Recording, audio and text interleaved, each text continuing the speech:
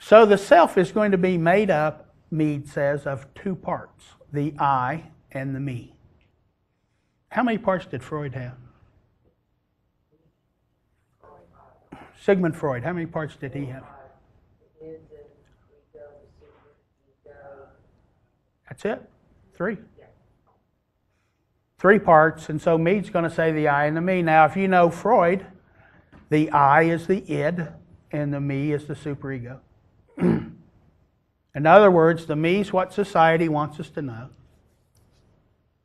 And the I is an individual's ability to not go along with things and choose something totally different, to be spontaneous. So we all have to put spontaneous in there somehow, because people don't always act the way other people do. Okay? So we're going to have an I and a me. Okay.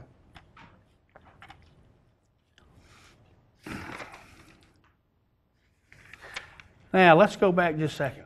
Language, to Mead, is a significant symbolic gesture. What Mead's saying is that words are like gestures. They call out a response in us.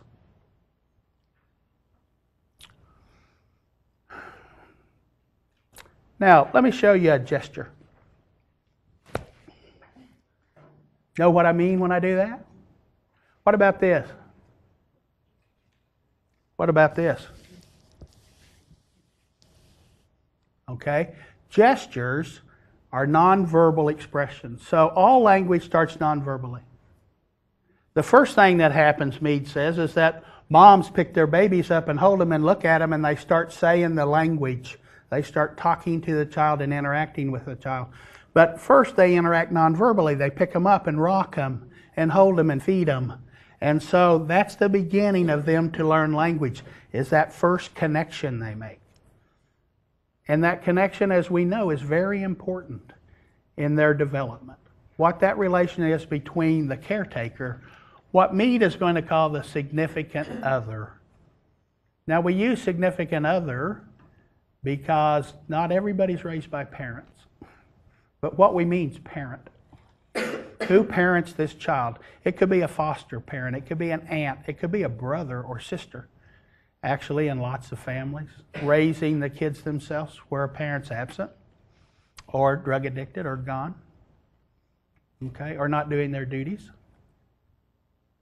Okay, so significant symbolic gesture. So words are like this gesture. If I come into a room and I say to you all, what time is it? You feel a need to say something? You see, questions, in my opinion, the little question mark at the end is a hook, and if we turn it over, it hooks people into responding back to us. So words are significant symbolic gestures. Now, what's symbolic mean? It means it represents something else. The Statue of Liberty is not green metal. Well, it is. But it's much more than that, isn't it? Because it symbolizes things. It stands. It represents other things. That's what words do. They represent other things for us. So they're symbols. And they're significant. And they call out a response. They're a gesture. Therefore, Bloomer says about Mead's concept of self, in declaring that a human being has a self, Mead had in mind chiefly that human being can be an object of their own actions. He can act towards himself as he might act towards others. Do we interact with ourselves? Do you guys talk to yourself? Have you heard you're crazy if you talk to yourself and you answer it? No, you're normal. You're crazy if you talk to yourself and it's you talking to you and you don't know it's you talking. That might be crazy. In that kind of layman's word for it, psychotic. Okay? So, when we wake up in the morning and we look in the mirror and we've slept on our hair and it's sticking up in the air, and we look at it and we go, oh, bad hair day. I don't have those. That's one good thing about being bold. Okay? So you have a bad hair day. Then do you talk to yourself in the mirror? Oh, we got to do something about that hair. I know, golly, it looks terrible, doesn't it? Yeah, let's comb that down. Let's do this. And you're just carrying on a conversation with yourself like crazy, aren't you? And interacting with yourself. And answering yourself. And questioning what you do. And thinking about it, huh? Okay.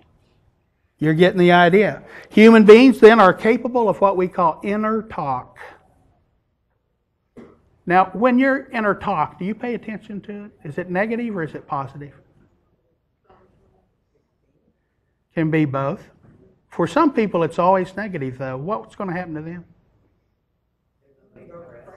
Yeah, you might get depressed. You probably would get depressed if you do that long enough. Negative talk to self.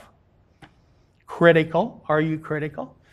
Now, that depends on who you were raised around, doesn't it? Isn't there a nurturing parent and a critical parent? And some of us have a parent that's almost all critical and very little nurturing. And so our task in life is to learn to nurture ourselves because we're not getting it from where most people get it from, learn how. We have to teach ourselves to do that. Okay.